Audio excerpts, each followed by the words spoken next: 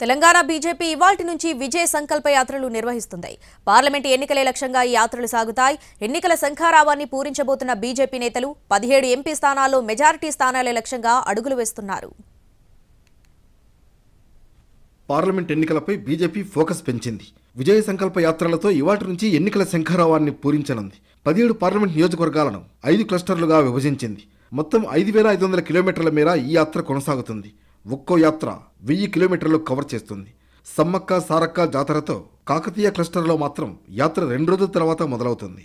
నారాయణపేట జిల్లాలో విజయ సంకల్ప యాత్రలో కేంద్ర మంత్రి కిషన్ రెడ్డి పాల్గొంటారు. ఉదయం 9 గంటలకు కృష్ణానదిలో పూజలు చేసిన తర్వాత యాత్రను ప్రారంభిస్తారు. మక్తల్ రోడ్ షో, బహిరంగ సభల్లో పాల్గొంటారు. అనంతరం ఊట్కూరు మండలంలో రైతులతో సమావేశమవుతారు. తెలంగాణలోని 17 స్థానాల్లో మెజార్టీ సీట్లు కైవసం చేసుకోవడమే లక్ష్యంగా ఈ యాత్రలు సాగుతాయన్నారు బీజేపీ తెలంగాణ చీఫ్ కిషన్ రెడ్డి. యాత్రలో నిర్వహించే కార్నర్ మీటింగ్లకు బీజేపీ పాలిత రాష్ట్రాల సీఎంలు, కేంద్ర మంత్రులు, జాతీయ నేతలు హాజరవుతారు. ఇక కొమురం భీం విజయ సంకల్ప యాత్రను ఆదిలాబాద్ జిల్లా ముధోల్ నియోజకవర్గంలో అస్సాం సీఎం హిమంత బిశ్వ శర్మ ప్రారంభిస్తారు. ఈ యాత్ర 21 అసెంబ్లీ నియోజకవర్గాలను, ఆదిలాబాద్, పెద్దపల్లి, నిజామాబాద్ పార్లమెంట్ నియోజకవర్గాలని కవర్ చేస్తూ నిజామాబాద్ జిల్లా బోధన్లో ముగుస్తుంది. రాజరాజేశ్వరి విజయ సంకల్ప యాత్ర వికారాబాద్ జిల్లా తాండూరులో ప్రారంభమై కరీంనగర్లో ముగుస్తుంది.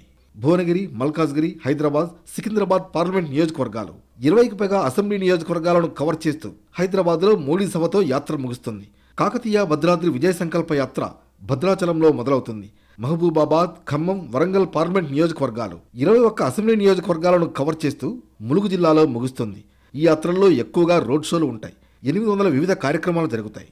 106 చిన్న సభలు, 102 రోడ్ షోలు, 79 ఇతర ప్రోగ్రాంలు, 140 స్వాగత కార్యక్రమాలు ఉంటాయి.